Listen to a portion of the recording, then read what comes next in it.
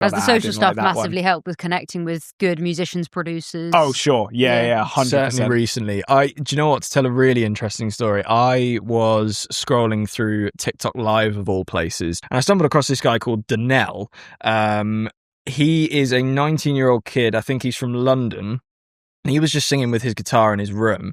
I actually didn't know any of his backstory, but I was like, he has got one of the most phenomenal voices I've heard. And he was also singing original songs as well. And I was like, shit, he's actually quite good at this. Even though he was saying after, he was like, I don't really know that much about songwriting. I'm just giving it a go. And I'm like, for giving it a go, you've nailed it, my friend. Like, that's pretty damn good. So we actually brought him into a session with us, just with our guy that we work with, phenomenal guy called Matt Brettel. I do need to give him his props. And he came into that session unbelievably nervous because he'd never been in a professional setting before in music.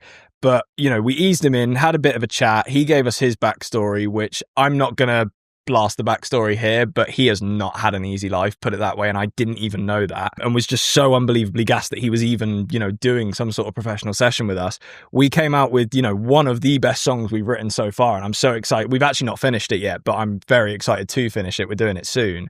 And when we can get stuff out like that, and also, you know, based on what you were saying, making connections through social media, that is so much more powerful to me than just, you know, some people that have been given a song by someone else. Yeah, and yeah. Like, it's funny because when I said like you've been making Bieber. connections through social, the first thing people will be thinking is like massive people will want to collaborate with you. For the example, no, I found like this someone tiny that, 19-year-old, he has no followers. It's amazing. Like, it shows the power of social. Again, and I wish more people back in the day, because there was a time period, probably between like 2022 to 2023, where we were desperately trying to get in sessions with people and no one was interested. No one wanted anything to do with us.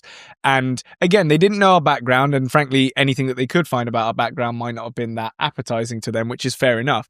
But there is something about now that we've done our fair share of writing sessions, we've been in rooms with people who have done 1,000 writing sessions, and we've been in rooms with people who have done none.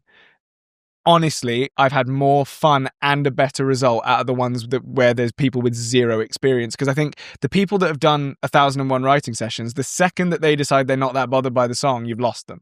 And so that's not to their discredit. That's just, it's going to happen. And I personally think that if you're someone who's been in the industry for like so long and you are getting maybe either a little bit tired of it or just like a little bit over it in some sessions, do a session with someone who's got no clue what they're doing. Because not only is it exciting to kind of help someone along and mentor them, but they're 100% going to come up with something you never even thought of. Because they're not thinking the same way that you are. And regardless of whether that's a good thing or a bad thing, it's better than just coming out with the same song every single time, written slightly differently. A fair few people are at the moment. Blimey, people love that.